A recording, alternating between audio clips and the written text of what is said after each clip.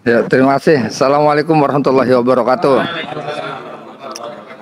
Ya, seperti apa yang dikatakan Bang Edi, mungkin enggak begitu korban saya, tapi yang begitu korbannya adalah perasaan saya. Ya.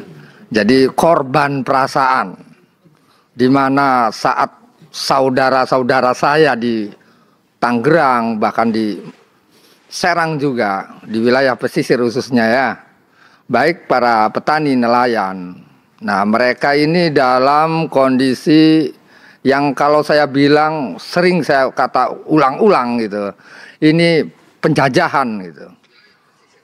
Penjajahan di laut dan penjajahan di darat. Lautnya dipager, daratnya juga sawah-sawah diurugin, empang-empang tambak diurugin, sungai-sungai diurugin, musola-musola, terus kemudian majelis taklim juga digusur. Nah, ini kan namanya sudah disebut penjajahan. Artinya penjajahan itu merusak dari segala macam lini.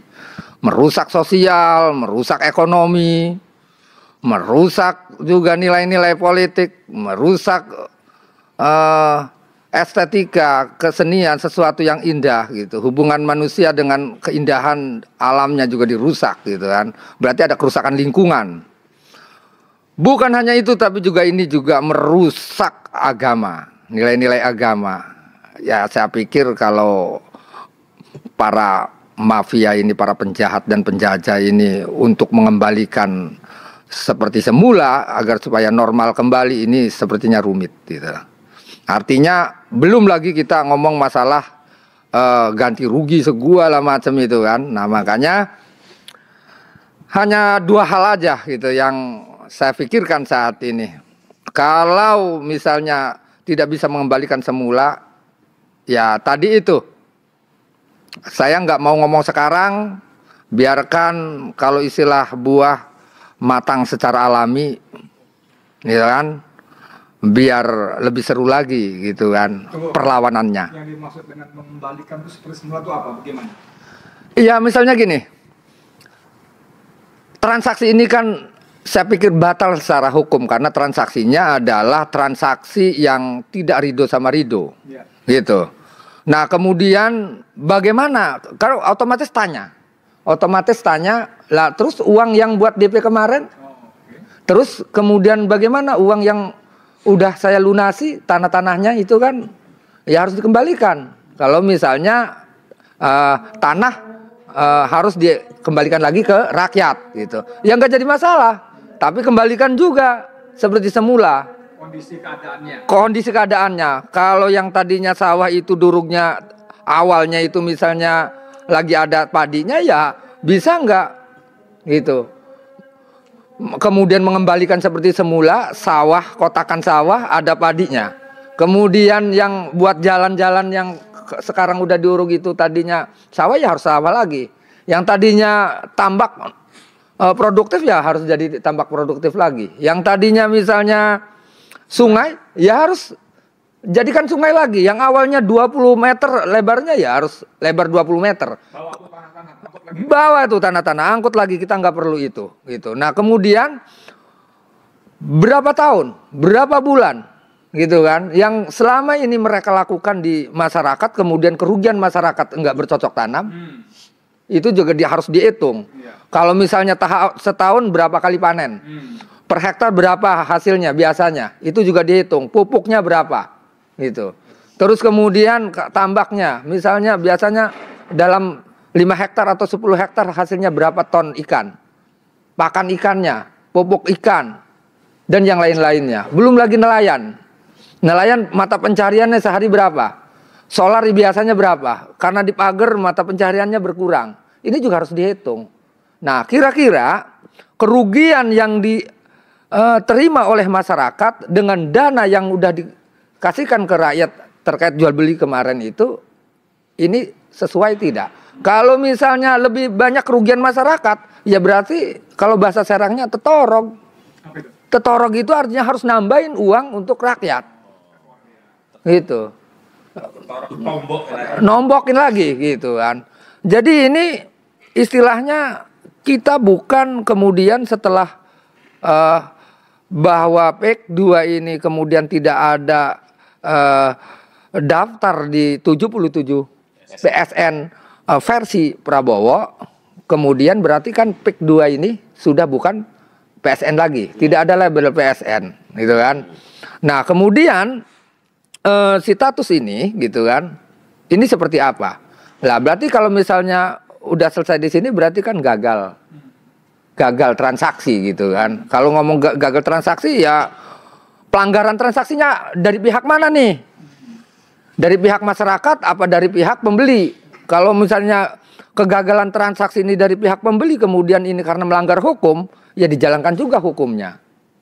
Jangan kayak tadi kemarin nih urusan pagar laut yang dipegang Arsin Klasteri gitu kan, kemudian si sekretaris desanya si Ujang, kemudian Saptian dengan Chandra. Lah Saptian Chandra itu kan hanya teri-teri semua, saya tahu mereka gitu kan. Ya minimal alih hanafinya lah gitu kan. Kalau alih hanafinya kena kan agak deket-deket tinggal ngerambet dikit doang terus gitu kan. Gitu maksudnya. Nah artinya tetap kami sebagai masyarakat Banten akan mantau itu. Akan mantau bagaimana instrumen negara gitu kan melakukan fungsinya sebagai alat negara untuk berpihak kepada masyarakat. Masyarakat jangan dianggap bodoh-bodoh terus. Ini memantau. Saya tuh ngerinya takutnya masyarakat mempunyai jalurnya sendiri, jalannya sendiri gitu. Ya artinya ya terserah omongan saya ini mau dianggap lelucon mau gimana terserah. Tapi ini udah menjadi sunatullah, hukum kausal gitu kan. Hukum kausal ini. Gitu kan. Jika terus-menerus ditindas dan jika terus-menerus hukum tidak pernah tegak di hadapan masyarakat, dan masyarakat pasti akan paham bahwa mereka sedang dipimpin oleh para pemimpin begundal. Pemimpin garong, ngegarong terus adanya kan. Sehingga dilihat ukurannya adalah ketika hukum tidak pernah tegak di hadapan rakyatnya. Berarti rakyatnya mau tidak mau, berani tidak berani, kalah ataupun menang tetap harus melawan. Makanya saya bikin kaos ini. Tuh. Api revolusi dari Banten. Ini jangan dianggap remeh ini. Ini coretan dinding di dada adanya ini. Pembicaraan Mahesa, gitu kan? Yang nggak janjian dengan apa yang saya katakan. Kalau apa-apa yang saya katakan ini adalah semata-mata ini adalah saya membaca psikologi masyarakat gitu. Ya artinya yang sedang menghadapi persoalan yang sangat pelik sekali. Ya artinya rakyat ini sebenarnya sangat menghargai hukum. Sehingga mereka untuk mencoba untuk sabar. Ya gimana nggak sabarnya masyarakat dengan kondisi negara gitu kan. Atau ya bangsa ini seperti korupsi di mana-mana, kerusakan lingkungan, penyerobotan lahan gitu kan. Udah banyak hal kalau kita hitung, kita bukuin tuh tebel bukunya kayaknya. Nah artinya saking sabarnya gitu kan, dia apa-apain ini karena mereka ini masyarakat ini sangat taat hukum. Cuman ya tadi itu mungkin, ya Mahesa juga bicara seperti itu, mungkin juga mereka juga ada kegundahan juga yang sama gitu. Nah mungkin ini juga ada jutaan masyarakat Banten, rakyat Banten yang percis perasaannya seperti apa yang saya katakan dan juga percis apa yang Mahesa katakan gitu kan. Adapun mungkin misalnya bagaimana atau waktunya kapan itu meledak gitu kan. Itu mah hanya Allah yang tahu. Gitu. Hanya Allah yang tahu. Gitu. Ya artinya ya saya juga nggak bisa jawab apa-apa yang jelas. Ya tadi itu katanya kan ada bahasa gini. Kalau misalnya air aja ya, kalau kita tekan di dataran yang paling rendah, yang sudah tidak ada dataran lagi, ya tunggulah loncatan tertingginya. Itu kan modelnya. Ya, apapun itu pasti terjadi. Nanam kacang, tumbuh kacang. Nanam jagung, tumbuh jagung. Nanam kedoliman, ya perlawanan. Gitu. Mantap, naskah.